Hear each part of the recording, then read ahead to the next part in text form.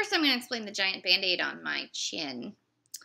In the middle of the night, my cat spring launched like off my head, scratching my chin so bad that it bled profusely for about 20 minutes. At which time I was, applying lots of pressure. Then I had to put a Band-Aid on so I could go back to sleep. So I'm going to do this review with a Band-Aid. Also, the wind outside is fucking terrifying right now, and I'm not looking forward to driving in it. So that's where I'm at, personally. As far as movies go, however, last night I went and saw Song 1, which is by Kate Barker-Froyland. She wrote and directed it. And it was at the ArcLight Sherman Oaks. It's the ArcLight in LA. It's at the ArcLight Sherman Oaks, the Sundance in West Hollywood, and the Laemmle in Pasadena. It's also on VOD. And it premiered at the Sundance almost exactly a year ago, where it was picked up by the Film Arcade and Cine Digim.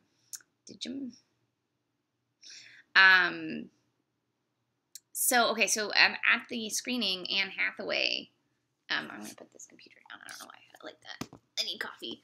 Anne Hathaway was there. I spill coffee everywhere, you guys. I'm fantastic. Because she also produced the film, so we got to hear her talk both as an actress and as a producer. She originally was producing the film with her husband, and then after reading the script many times, she decided that she had to play this character. So she asked the director, and the director had to rewrite it to be a little older, and then was okay with it. So the plot is about, it starts out with a young busker in Brooklyn who has his music too loud on his headphones and gets hit by a car.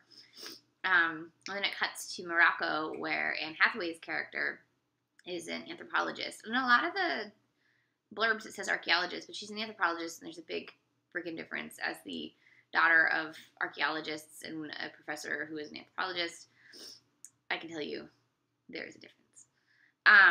So anthropologist, very important. Just like Egyptology is its own branch of archaeology. Anyways, so she has to leave Morocco to come be with her little brother, who she hasn't talked to in 6 months, who's now in a coma. And she decides to record sounds and go to music and things that he enjoyed to try to wake him up. And one of my favorite parts is she found out that one of his favorite diners was, and he has like a picture of pancakes because he loves pancakes. So she keeps bringing him the pancakes and like putting it under his nose to try to wake him up. It was really sweet. And then their mother is played by Mary Steenburgen, who is amazing. And apparently this budget was so small that she came to New York and basically worked for scale and didn't get per diem, didn't get put up in a hotel, even though she lives in LA. Like, she basically came and stayed in New York for a month on her own dime in order to be in this movie because she loved the part so much. And then, so the Anne Hathaway character, her name is, Franny. She meets a musician who is her brother's, and the brother's played by Ben Rosenfeld.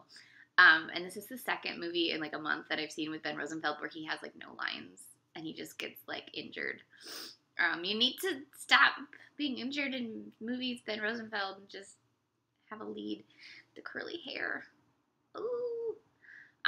Okay, so she meets a musician that's her brother's favorite musician, and when they sort of have this friendship, romance sort of thing go on, and it's not, what I really like about it is it didn't feel forced. It actually, in their first couple encounters, they were so awkward, and I dug it because it was like real awkward. It was like real life awkward. Instead of, how a lot of times in movies it's like very suave and the two people are just like quickly have chemistry together and quickly, it's like they've been playing in a band together their whole life or something. This felt like two awkward people who don't really know what to do with the situation meeting, and I thought that was wonderful. And so the musician is played by Johnny Flynn. I haven't heard of him. He's a musician actor apparently. And then all the original songs were written and orchestrated by Jonathan Rice and Jenny Lewis.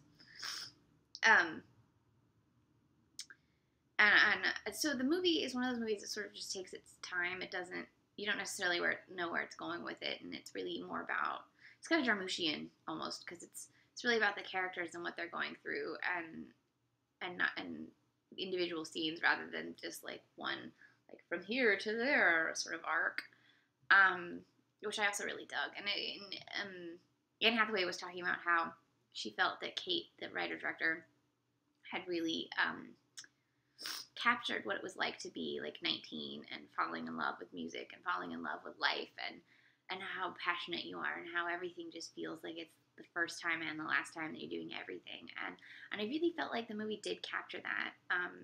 Like the whole time they go to a bunch of gigs in Brooklyn, from like big gigs like Dan Deacon all the way down to like little people playing the harmonica kind of stuff. And it made me miss when I was 19 and going to concerts all the time. Like I went to a lot of concerts, and I missed how wonderful that was. And I feel like the movie really captured that essence and how exhilarating it is to be like young and in the city for the first time, and on your own, and how music is such an important part of ourselves, and how it gets us through the hard times and makes us feel even happier when we're happy. And it was beautiful. Oh, I was going to mention Kate had been, the director, had been workshopping this movie with Jonathan Demme for several years, and he was the reason that it got on Anne Hathaway's radar. So, you know, we often talk about how women directors really need a powerful ally, whether it's a man or a woman, but someone who's well established in the industry to help them get a leg up. And here's an example of that. Here's Jonathan Demme working on this script till it's right and helping her get it in the hands of the people who can get it made. I thought that was a really nice story, and I wish more people established like Jonathan Demme would do that. I look forward to more from Kate Barker-Froyland. This film did not get well received critically, and I'm not really sure why. I actually haven't read the Rotten reviews yet to see like what people didn't like about it, but I mean, maybe they felt it was more too sentimental. Maybe they didn't like the rambling structure. I don't know. I mostly think that a lot of film critics are just bitter people, not even old. Like even the young people they're just bitter. It's a lot of bitter people out there, and so I feel like romance films in general tend to get shit on a lot harder than anything else, and melodrama type films, and it's a bummer because I was deeply moved by this film, and I think it's highly enjoyable, and the performances were all so wonderful, and I kind of just want to watch it again.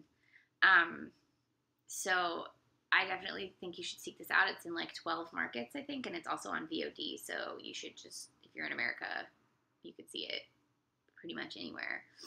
So go see it. Song 1, written and directed by Kate Barker-Froyland.